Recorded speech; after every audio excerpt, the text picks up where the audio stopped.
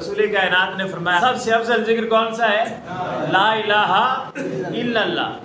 اور یہی ذکر اگر انسان کو یاد ہو جائے تو اقبال نے کہا تھا چمی گویم مسلمانم بلرزم، کہ جب میں کہتا ہوں کہ میں مسلمان ہوں تو میں لرز جاتا ہوں، کانپ جاتا ہوں.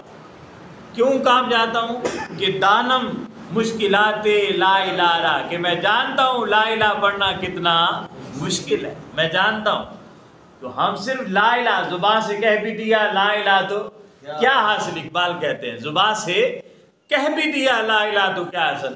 دل و نگاہ مسلمان ہی تو کچھ بھی نہیں. اگر دل اور نگاہیں مسلمان نہیں ہیں، دل میں وساوس ہیں اور دل دنیاوی خواہشات کے پیچھے مارا پھرتا ہے تو اس لا الہ کا کیا فائدہ؟ اور نگاہ دنیا کی چکا چوند میں مست ہو گئی ہے اور مستغرق ہو گئی ہے تو پھر اس لا الہ کا کیا فائدہ؟ لا الہ کا مطلب ہے کوئی معبود ہے ہی نہیں، اور لا الہ کا سادہ سا معنی ہے کہ اللہ کے سوا تو کوئی چیز ہے ہی نہیں، ہر طرف اللہ ہی اللہ ہے، ہر طرف اللہ ہی اللہ ہے. سب سے افضل ذکر لا الہ ہے، اور وہ زبان کا ذکر نہیں ہے، ساتھ دل کا ذکر بھی. دل سے نکلے لا الہ تو پھر زبان سے آ گیا ہے. بھئی جو انسان کے اندر ہوتا ہے وہی باہر نکلتا ہے، اور ہمارا حال یہ ہے کہ جب ہم لا الہ کہتے ہیں تو باہر سے کہتے ہیں، اندر تو ہوتا نہیں ہے.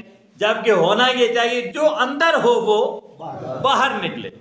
مگر اس لیے کہا اقبال نے کہ زبان کو دل کا رفیق ہونا چاہیے، یعنی پہلے آپ کا دل ذکر کرے اور وہ ذکر خود بخود زبان سے باہر آئے. سلطان باہو رحمۃ اللہ علیہ فرماتے ہیں کہ زبانی کلمہ ہر کوئی پڑھتا تے دل دا پڑھتا وہی.